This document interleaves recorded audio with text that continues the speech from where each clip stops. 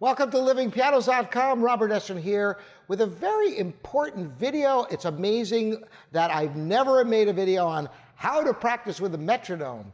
The metronome is one of the most valuable tools in your practice. The metronome is perhaps the most valuable tool after the instrument you're playing on. Of course, a recorder is also a wonderful device, being able to hear what you sound like.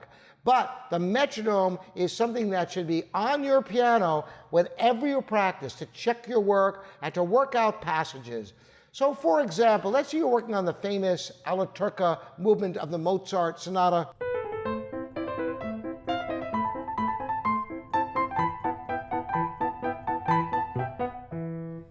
And you get to the F sharp minor section that has all that finger work, and maybe it isn't gelling for you. This section over here.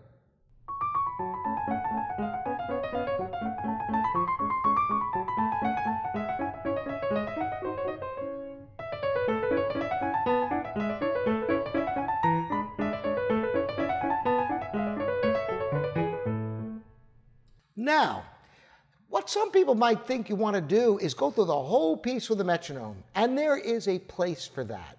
To check your tempo, the consistency of your tempo throughout a movement, it's important to make sure you're not speeding up or slowing down.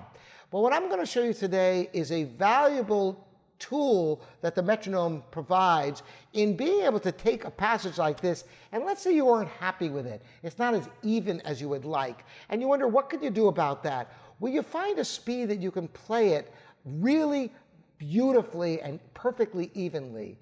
And you find that speed in your metronome. By the way, that's not always the easiest thing to do. So let's say you play it, you find a speed you're comfortable with.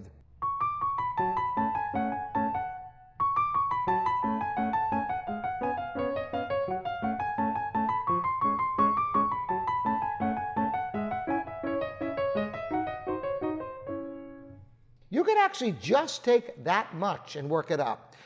Taking too large a section to do progressive metronome speeds can sometimes be counterproductive. So if you work on smaller sections and then string the sections together later, you might have more success. Not only that, but maybe that section you could already play pretty fast, but maybe this one,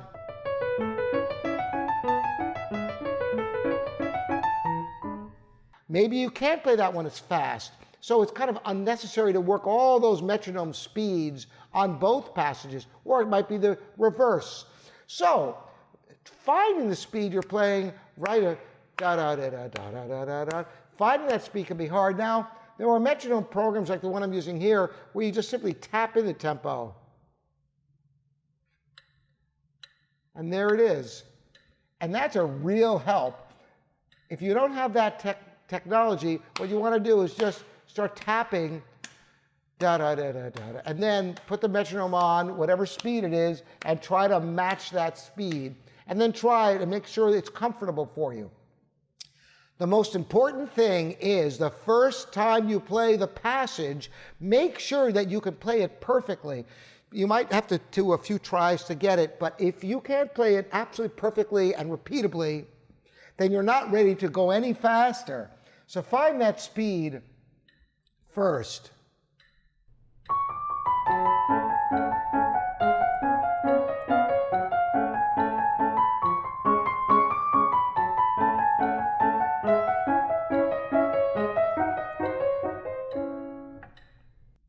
The first time you do this, you're going to find it really is hard to play perfectly at any tempo.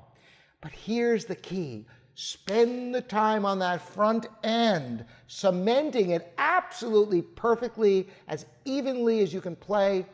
And if you find you can't do it, then slow the metronome down further until you find a tempo that you can play without feeling that you're getting off from the metronome, that it's rock solid, steady, and repeatable. You should be able to get it at least 3 times in a row perfectly. More than that, it should not only sound perfect, it should feel comfortable.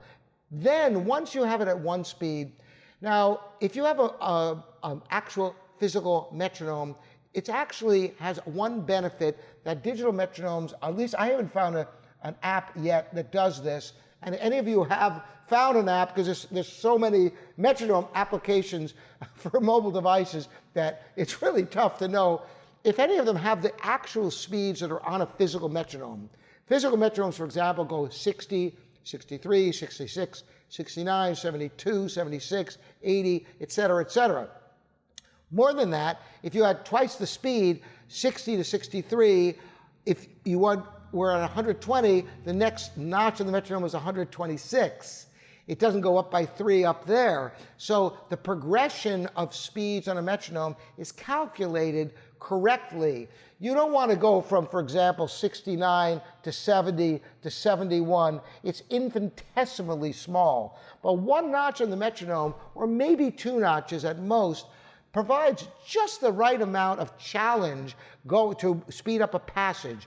So once you can play it successfully and repeatably and comfortably at 1 slow speed, go to the next notch on the metronome. So if you're at 60, then you do it at 63. Try to achieve a comfortable comfort and perfection at 63. You may only have to play it once and feel that's perfect and keep going notch by notch. But anytime you have any issues where it doesn't feel right or doesn't sound right, keep doing it at that metronome speed. This is one of the greatest practice techniques you can ever imagine for developing speed, fluency, and evenness in your piano playing. So I really recommend doing metronome speeds on a regular basis with anything in your music that isn't up to a high standard. If you feel that there's some passage work or any sections of your music that aren't even or aren't reliable, find a speed that you can play it perfectly and repeatably and comfortably, and go through metronome notch by notch, and you can solve almost any technical problem this way. Try it out. Let me know how it works for you. You can leave comments here at livingpianos.com or on YouTube. Thanks for the suggestions for future videos. Ring the bell if you want to be notified of future videos. All you subscribers out there, thank you. We'll see you next time.